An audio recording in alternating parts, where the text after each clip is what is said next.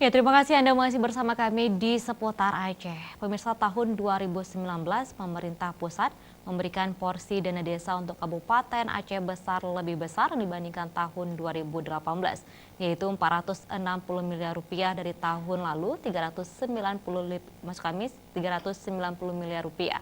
Dan besaran dana tersebut adalah kesempatan bagi 604 kampung di Aceh Besar untuk membangun infrastruktur dan ekonomi masyarakat.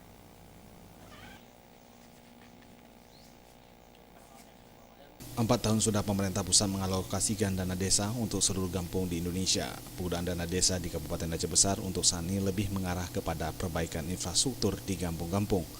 Dari 604 kampung di Kabupaten Aceh Besar, Kabid PPMG Dinas Pemberdayaan Masyarakat Kampung Aceh Besar, Ti Gunawan menyampaikan untuk tahun 2019 alokasi dana desa mengalami peningkatan. Dari tahun 2015 hingga 2018 rata-rata setiap kampung sudah menerima sedikitnya 2,5 miliar rupiah.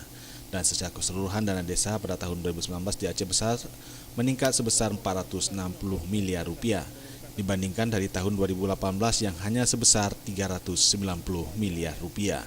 Secara Aceh Besar hampir 460 miliar untuk tahun depan, karena tahun 2018 394 miliar, jadi memang ada kenaikan, memang masih terarah kepada infrastruktur, sehingga dengan kenaikan dana desa 2019 ini kita harapkan untuk pengembangan SDM, baik itu masalah kerajinan, pelatihan ibu-ibu, pelatihan pemuda yang mengarah kepada sesuai potensi yang ada di kampungnya.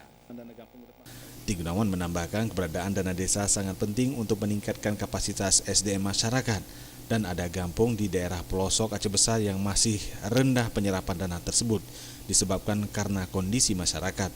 Melalui dana desa ini diharapkan kampung tidak terjadi keterlambatan dalam proses pertanggungjawaban. Tim Liputan Aceh TV.